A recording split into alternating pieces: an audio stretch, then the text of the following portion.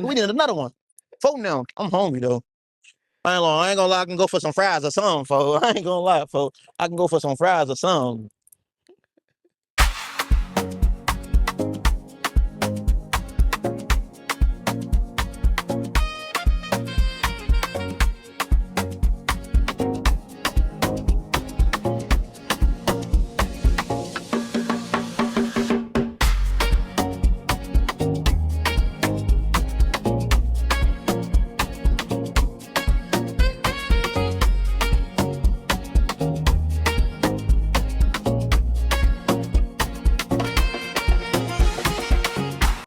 Because when you move on, they might not move on.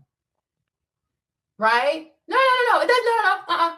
You like to say that it's not 400 years of endurance. Not at all. Don't misconstrue the stuff. It's not 400 years of endurance. Oh, we have 40 years of That is not correct. Because every generation stuff is changing. Every generation stuff is changing. And to even start at the 400-year mark and call it Black Americans, that is completely erroneous. Because people do not become American citizens until the 13th, 14th, and 15th Amendment. Before then, they're considered to be Africans, right? There you go. But once again, you guys, you have a way of mislabeling things because there's a bias you want to believe in, right? These are African people. The term Black American is actually quite recent, right? Like if you look at Frederick Douglass, he was not called a Black American. Okay, Black people did not have citizenship in this country until what? 13th, 14th, 15th Amendment. These are the Reconstruction era amendments. That's the 1800s. We are in 2026. So that's just 200 years. Before then, they were classified as African people. There you go. And I get it. Like part of the Black American narrative is to erase African people out of this history, right? No, we're not going to do that. We're not going to do that. The thing is clear on paper. We have a case called the Dred Scott case, where Dred Scott went before the Supreme Court and he was told that he was not a full human, that he was 3/5 of a human being. I guess the rest was animal matter, right? So I'm like, say things correctly. No, everybody's still here. Even the Native Americans are still here too. But in what condition, right? A lot of people are still here. Right? Nobody cares if you know, Jamal, I promise you, right, Jamal? I promise you. No one cares if you identify as an African or not. No one cares. No one cares. True. The majority of people in Africa, when they wake up in the morning, they're trying to survive. The majority of people in Africa are trying to get something to eat. They could care less if you identify or not. Also, the continent itself has over 1 billion people. 1 billion. Trust me, they do not care. They truly do not care. Africa is the wealthiest continent in the world. They do not care, Jamal. You can barely feed yourself. You have to rely on apps to have sustenance, right? You don't even know how to cook. You don't even have basic life skills. You're probably in your mid-40s. You're not married. All your money goes towards food. And I'm pretty sure you don't even have a personal trainer. So you're probably morbidly obese. You're not a high achiever. You squander money. Why would any African person even want to claim you? Please stay over here. Okay? Like people do not care. Your life is a fucking mess. You are a fucking mess. You spend $2,000. You know how like in Ivory Coast, for example, that's actually millions on to-go food versus cooking, right? That is insane. You have no wife, you have no children. All your money goes to food. You're probably morbidly obese. If anybody asks you, right? Exactly. No, me, it doesn't bother me, sis. Me, it does not bother me. Me, it doesn't bother me. I really believe that people should respect people. I really do. I think people should respect people. Like if somebody says, I don't want you in my circle, I don't think you should force it. That's why I don't believe in diversity, inclusion, equity. No, because if Oh, this is why Dragon will say she sounds like me. It's like, that's why I don't believe in diversity, equity. I don't either, right? It's like, oh, she sounds like you. I put a link to this video in the chat. If you click that, I think it'll take you to her page. But yeah, I'm going to try and see if I can get her to come on. Maybe KF will set something up for us. But clearly, you know, there's a lot of Africans that are speaking now, right? There's a lot of Africans that are speaking now, man. And it's very refreshing. I like it. someone does not want you in their space, they have the right to say, I don't want you in my space. right? The issue is when somebody says, I don't want you in my space, but then they take issue with somebody else then saying to them, well, I too don't want you in my space, right? We got to keep the same energy, but it doesn't bother me, babe. It doesn't bother. If you say, oh, Marlene, because you're African, I don't want to hang with you. Perfect. You're Black American. I don't want to hang with you either. You might shoot my ass, right? I don't want to hang out with you either. To me, it's perfectly fine. The issue is that in America, we are forcing people to be inclusive when they don't have to be. Just because somebody is excluded, it doesn't mean people are trying to be mean. Nobody wants to be mean. I have the right to say, hey, she's Black American. She thinks a certain way. And the way she thinks, the way she handles conflict, the way she moves, it makes me feel unsafe. Because per my culture, that's not how we handle conflict. So I don't want to be around that. Right? I have the right to say that. The problem is today you say, oh, that's so offensive, right? Just like so many Black Americans who take issues with African people not liking them. The issue is not liking you. The issue is that people are just not compatible. A lot of things that modern day Black Americans do. It's not what I've been saying. This is what I'm saying. This whole thing is because people are not listening. If you take the Black immigrant and you forget his skin color, you're gonna be very compatible in how you treat each other. It'll be the same as how you treat a Korean man, a Chinese man. There's a school of thought out there that, oh, you're Pan-African, you're Africans. And there's another school of thought that says, no, we're just from here. And I think the right approach is to say, hey, I'm American. There's nothing wrong with being American. I'm born and raised here. Yes, the history suggests that we were brought here as slaves, all the stuff that happened. But this is where I live, and this is the roots that I can trace. This is where I can trace it up to, right? And anybody that comes from Jamaica, Sub-Saharan Africa, we're just tourists, visitors, right? We're just visiting your land. We're just here. Some of us maybe are working temporarily. And if you see me walking outside, you greet me the same way you greet a white man, or hi, hello, and then walk away.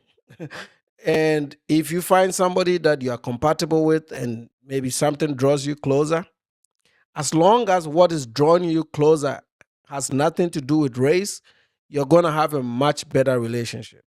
The problem is that we're trying to say, because all of us have the skin tone, we're supposed to be alike or align or champion each other's causes. And that is fundamentally wrong. And I think this is very unfair to the Africans, because we've been boxed in this corner to go to be on, quote unquote, be on code and to follow all these black causes. And from what she's saying, she doesn't even believe in all these diversity programs. I don't either. I don't believe in anything that is not seen as competition. Free market competition, and it's free competition in everything that I do. That's what motivates me to work.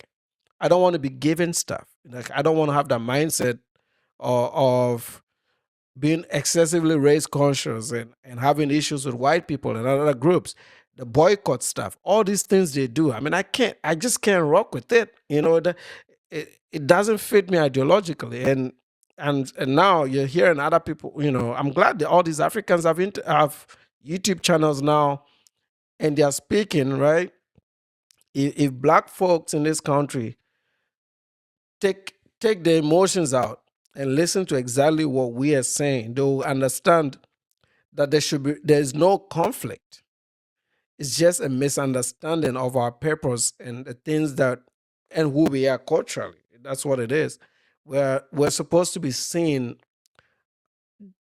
just as any other groups that are not from America, and they are supposed to accept that they are Americans. And I mean, it's a privilege to be American, right? Not people are crossing seas to be Americans, right? So, you saying you're not African should not offend me, because I know you don't have to tell me that. I know you're not African. You don't speak a language deemed African, right? For me to consider you African. You just have a skin tone. Maybe your initial source started from Africa, but you're a different person. You have different family roots, different traditions, different foods, different culture, right? I'm not one of those guys that say, oh, they don't have a culture. No, culture is the way a group of people live. And if you guys have an identical thing that is unique to you, then that forms the basis of your culture. So you do have a culture, and that culture is very different from our culture, or even our cultures, because we have a plethora of them, because we are completely group different people. Both sides should not be offended by that. It's just an acceptance that, hey, y'all are over here and we're over here. That's it. And whenever we come into contact, it should be hello, hi, and walk by. That's it. And if you run into a black guy that you guys have some stuff in common, maybe your kids play together, or your neighbor, or your kids go to the same basketball games, or your children have something in common that brought you together, or you go to the same church, or you go to the same college, and you become friends, then that is the same way as you becoming friends with a white guy or another group, right? Whether the way you handle conflict, the way you talk, the way you carry yourself, right? It is just not compatible with Western traditional, Western African values. We're just not compatible. That's it. It's nothing like, oh, I'm better. No, we're just not compatible. But to a lot of Black Americans, they take umbrage to the fact that a lot of Africans are running behind them to be their friend. Nobody has to run behind you. I live my life a certain way. You live your life a certain way. We're just not compatible. I look at life a certain way. You look at life a certain way. We're just not compatible. I look at marriage a certain way. You look at marriage a certain way. We're just not compatible. And that's okay, right? But the main issue is that a lot of Black Americans cannot stand the fact that other people don't find them compatible for what they want to do. It's like, oh, you're an immigrant, so you need to kiss my ass. I don't have to kiss shit, right? Oh, you an immigrant. You owe me respect. I don't owe you shit. That's just what we talked about, right? I mean, see, this I like when I listen to sisters like this, sometimes I have no reaction. I just have a lot of admiration, um, because now Nana is not the, people would hear my commentary and say, "Oh, this guy is crazy." No, I'm not crazy, right? Uh, you have to understand that sometimes it's just these two groups are just not compatible. It's not that one person is better than the other. No, nobody is saying this is better or that is better. You have to accept the fact that we're two different people, two different groups, championing two different things, having different ideologies. And if occasionally you have some mad people, on the diaspora side that would believe that they are supposed to change their names to Nana Kwaku. You're not supposed to do that. That you're supposed to be wearing some dashiki. You're not supposed to do that. Just wear your nice American fashion, American jeans. If you go to Africa, you're a tourist. You're just like Becky going on a safari. Do your safari, have some drinks, and go on back home, just like it. And if you're thinking of doing an expat life there for a year or chilling out there for 1 year, and you make some local friends, that's just what it is. Like when I lived in Colombia, I wasn't walking around forcing Afro-Colombians to be Africans. I didn't do that. I accepted the fact that they were Colombians because I can tell when they speak Spanish that they are Colombians, right? Same here. I can tell that you're American when you speak English. And that's okay. It's not a big, it's like, I always use this analogy. The European, from the Netherlands, when they migrate to the US, because they migrate too. When they migrate to the US, they don't go into white America trying to be friends with them or call them your lost cousin. They don't do that. They say, "Oh, I'm from the Netherlands." That's it. I'm from Ghana. That's it. They should have never started a conflict if you understood what we've understood, that we're completely two different people. Now, yes, there are people that are on our side too that have this Pan-Africanist ideology. I used to at some point too, but I don't. I think it's a foolish way of thinking because it makes somebody feel deficient in that relationship. That's why you hear Black Americans always say, "Oh, we are the only ones working for Pan-African, but the Africans are not." Well, Pan-Africanism is a socialist construct. So it doesn't fit the current governance of most African countries. It's anti-capitalist. It feels like a socialist movement in a way.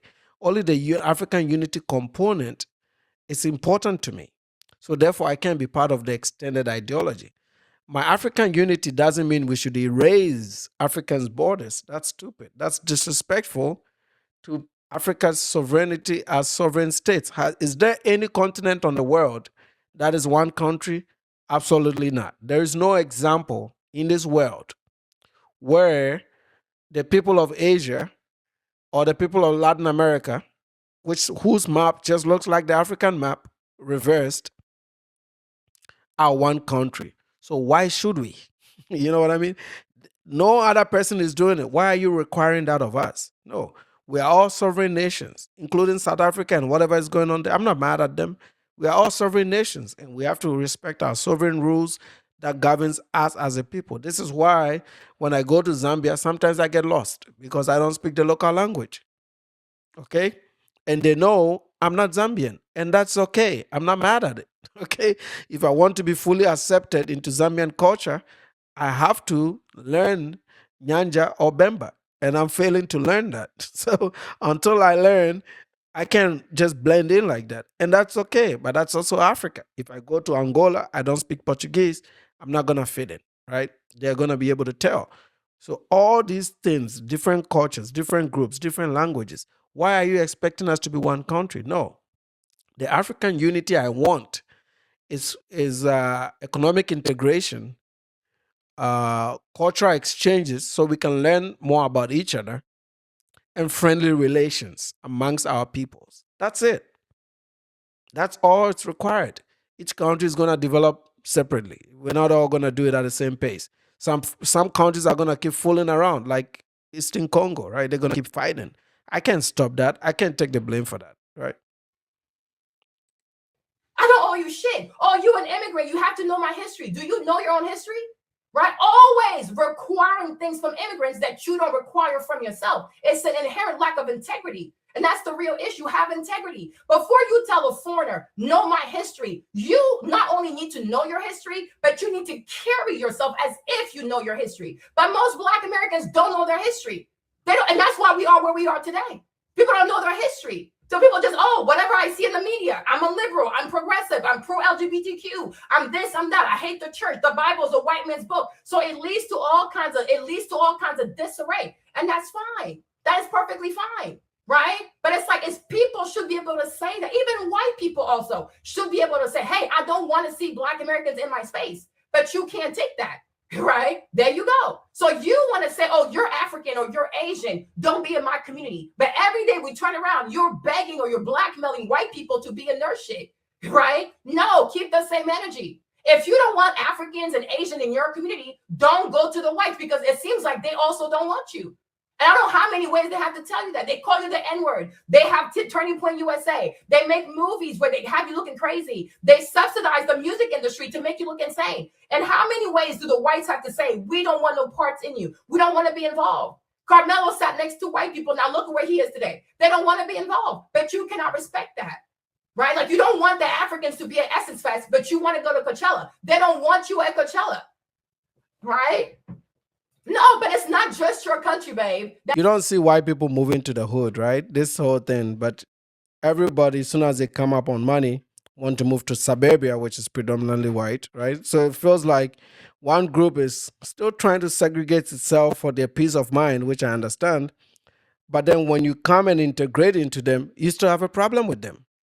You know, your kids go hang out with their kids and something happened, Nolan, all of a sudden it's racism.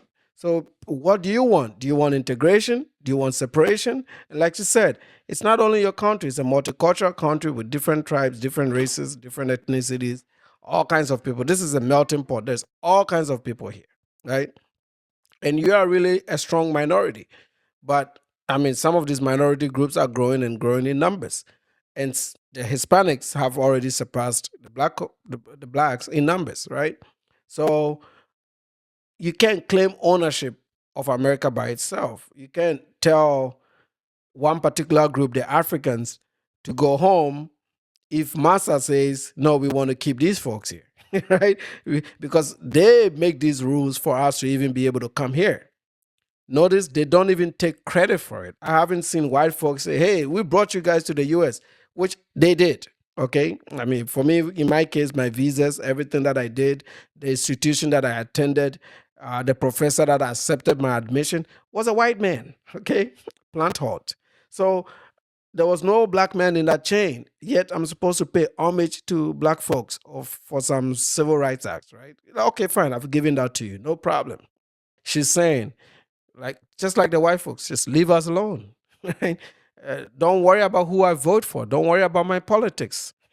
Don't worry if who I voted for is not on code. That's my right.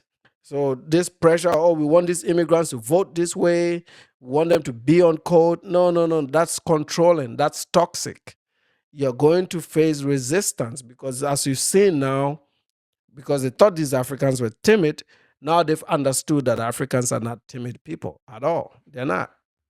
Part you don't understand. It is not just your country. When you sit at 40 million and the whites are sitting at 200 million, I think it's more so to the whites to say, yeah, we don't want you here. You're not a majority. So who are you to even extend or retract hospitality? You're new. And that's the thing, yeah, who are you to extend or extract hospitality? And secondly, most of these immigrant groups you're talking about are American citizens. They've sworn oaths. Some of them are contributing even more than your birthright. Once you've naturalized, you're an American citizen and you have an equal stake in a country. Whoever disagrees, that's their own problem. They can go to hell, okay? They can go tell Massa to change the rules, or maybe they can take over and make the rules. But if you don't have the ability to make the rules, then you should not be complaining. You don't matter like that. You truly do not matter, right? You're sitting at 40 million. Average GDP per capita, 50,000. So not only are you a minority, when it comes to who makes the most money, you don't even make the most money. So no one truly cares what you want. No one truly cares. It's up to the whites to say, hey, Marlene, we don't want you here. Because the whites are the majority. They sit at 200 million. They sit at 200 million. So how can you sit at 40 million and think that you even have something to stand on to tell me what you want? I could care less what you want, sis. I could care less. Just like a lot of people will say, hey, Mama, maybe like you're a single mom. A lot of people tell you, oh, sis, go get married. Don't have multiple kids by multiple men. You're not going to listen, right? So you have a strong, as a Black American woman, you have a strong identity for not listening. You do whatever the fuck you want, when you want, how you want. You'll have as many kids as you want, whatever you want. So if you yourself don't listen, why the fuck would I listen to you? Right? Do your own kids even listen to you? Do your grandkids even listen to you? No. But you think Marlene, because I'm an immigrant, I'm going to listen to you? No, you're nobody. Okay? I don't care. But even the immigration system says the person in charge of immigration is Marco Rubio. Marco Rubio is the secretary of state. He runs the State Department, right? It's Marco Rubio. Marco himself is Cuban. So it's like, so imagine being Black American, right? And telling an African, oh, you need to leave my country, when the person in charge of immigration is an actual Cuban.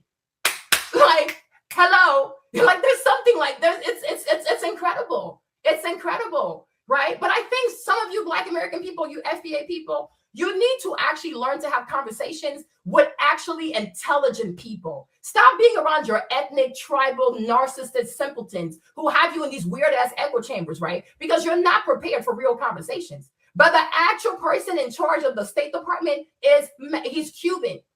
He's Cuban. Marco Rubio. His people came from Cuba, and they're quite recent immigrants. So if he's here, I'm going to be here as well. There you go. You can be whatever you want, sis. Have all the labels you want. Be an FBA. Be a Black American. Be whatever you want.